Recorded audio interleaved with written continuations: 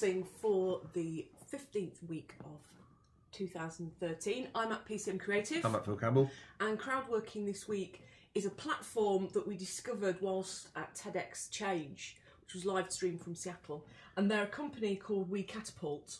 And they're a crowdsourcing platform like the traditional ones, like Kickstarter. People put projects on there and they say how much they want and they say what you get in return for taking part as being part of the audience. And this particular one is aimed at girls and women in developing countries. Okay.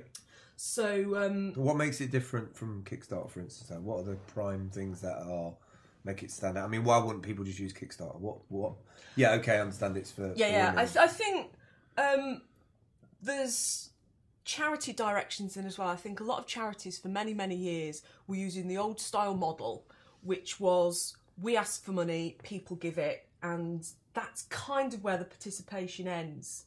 But it strikes me as being a charity with a new vision, which is taking the projects and actually being very transparent about where the money is being spent for each individual project. Cool. And they're very focused towards girls and women in these developing countries, because they're often, say there's a thing here, more than 500 million girls and women will be denied the opportunity to take part in the next generation's development.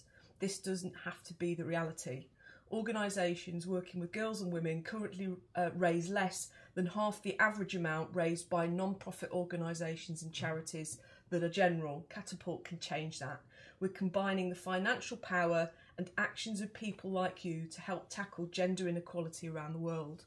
And one of the projects that they've got is this motorbike that's for taking women to the nearest town when they're gone into labour, because there's such a distance that there's still a lot of childbirth death in these countries, and this is just really making massive changes. There was also a component of that the nurses were doing more travelling than work. Something that the nurses were taking 3 or 4 hours to get to work, and then only actually getting able to do an hour before having to travel back.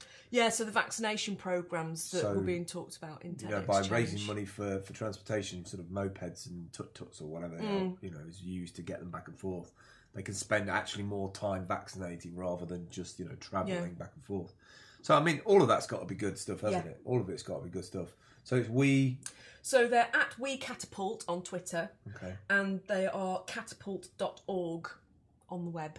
Cool. That's it for crowdworking this week. We will catch up with you next week.